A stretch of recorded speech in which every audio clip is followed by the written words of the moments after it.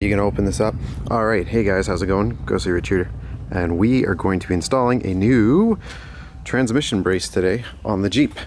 As you can see, this one is a poison spyder that's currently wrapped in plastic wrap because it got powder coated. Got this from a friend of mine who purchased it, got it powder coated, and then he ended up selling his Jeep before it arrived. So now I've got one to bolt on.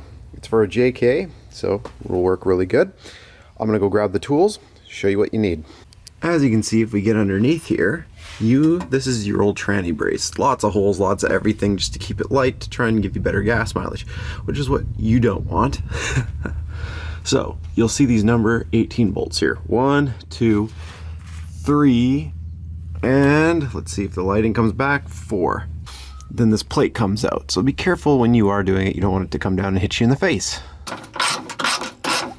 Next is to take out the bolt there, the bolt right here with your 18, and there's one more right here and here. So I would take out these two far ones first and then take out the center one and then place it just in the front there.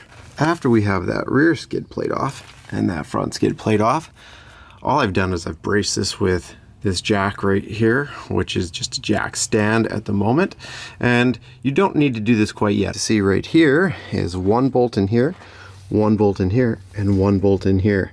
These are 16s. Take your ratchet and just loosen them out. Once you have your transfer case braced like so, as you can see, I have it actually wedged in here. All this is meant to do is make sure it doesn't come down. It's not going to slide forward, it's not going to slide back. Your drive shafts and transmission aren't going to allow that, but you're basically just bracing this so that way it doesn't come down, as I said.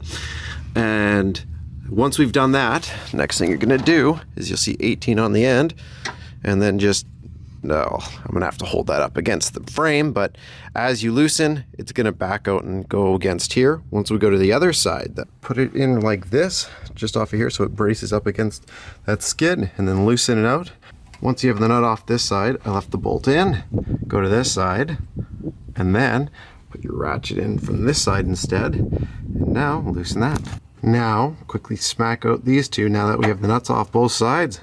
Once we loosen these two, we'll slide this out, slide that, and slide it out like that. Or we'll have to bend it down and then slide it out.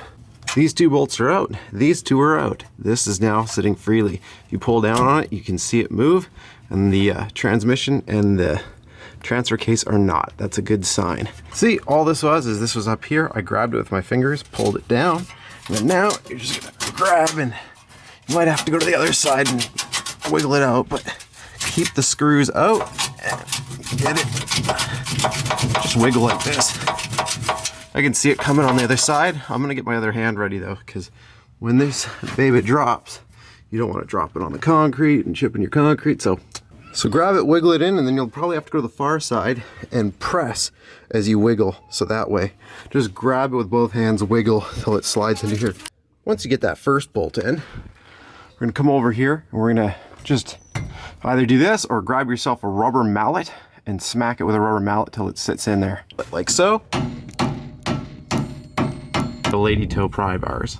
I think that's what they're calling them. You would just come over here and use them to help you line those bolts up. If not, you could use just a punch style screwdriver. Just be careful. These are just well rounded. Don't want you stabbing yourself in the hand with a screwdriver. Every single one of these bolts, it's 35 foot-pounds. So let's start with these ones on the ends, then we can get our jack stand out of the way. Some people, before they crank them down, like to remove the jack stand so the actual weight is just resting and there's no shifting when you do it. If you feel like that, you've got the bolts in here now, go ahead and remove your jack stand or remove your jack. So remember, loosely tighten in these bolts first. Don't go all ham and tighten one up. You want to put in, like this one takes 3 bolts, right? So loosely put in all 3 and then crank them to 35, and then tighten in the 3 nuts, that from right here, right here, right here. And after you got those nuts in there, crank those to 35 with your 16. Now we'll put on our last skid plate, which goes right here. And that's how easy it is to replace your transmission brace. Thanks again for watching. Chris will like if it helped you out. Subscribe for more. Remember, just go back over those bolts. Make sure they're at 35 if you want to.